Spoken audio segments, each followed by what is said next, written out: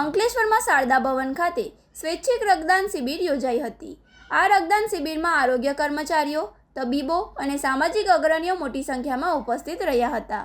કાર્યક્રમને સફળ બનાવવા માટે ભરૂચ જિલ્લા મુખ્ય આરોગ્ય અધિકારી doctor Munira Shukla, block health officer સુશાંતભાઈ કોઠરવાલા તેમજ અંકલેશ્વરના મામલતદાર રાજન વસાવા ખાસ ઉપસ્થિત રહ્યા હતા અને રક્તદાતાઓનો ઉત્સાહ વધાર્યો હતો।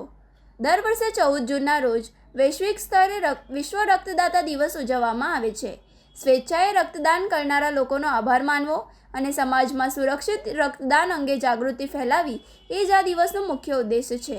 આ દિવસની શરૂઆત વિશ્વ આરોગ્ય સંસ્થા દ્વારા કરવામાં આવી હતી। મનુષ્યમાં ABO બ્લડ ગ્રુપ સિસ્ટમની શોધ કરનારા મહાન વૈજ્ઞાનિક કાર્લ લેન્ડસ્ટેનરની જન્મજયંતિની યાદમાં દર વર્ષે 14 જૂને આ દિવસ મનાવવામાં આવે છે। જિલ્લા આરોગ્ય અધિકારી મુનિરા શુક્લાએ આ તબક્કે જણાવ્યું હતું કે અંકલેશ્વરમાં યોજાનારી આ શિબિરમાં આરોગ્ય વિભાગ અને બ્લડ બેંકના સંયુક્ત પ્રયાસોથી લોકોમાં ભારે જાગૃતિ જોવા મળી હતી। એકત્ર થયેલા રક્તદાન અને જરૂરિયાતમંદ દર્દીઓ માટે આશીર્વાદરૂપ સાબિત થશે। નમસ્કાર, હું ડૉક્ટર મુનિરા શુક્લા, મુખ્ય જિલ્લા આરોગ્ય અધિકારી, આરોગ્ય શાખા, જિલ્લા પંચાયત ભરૂચ। તારીખ 14/6/26 વિશ્વ રક્તદાન દિવસ 14મી જૂનના દિવસે આપણે ઉજવીએ છીએ।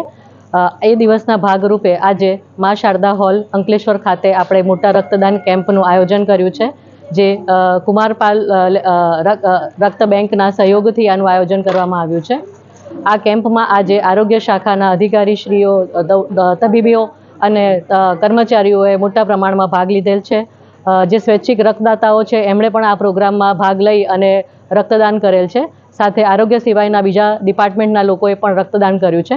સવારે 9 વાગ્યાથી આ પ્રોગ્રામ શરૂ થયો છે, જેમાં અત્યાર સુધી લગભગ 30 જેવા રક્તદાન થઈ ગયા છે। આશા છે કે આપણે 50ની ઉપર પણ રક્તદાન કરી દઈશું। આભાર।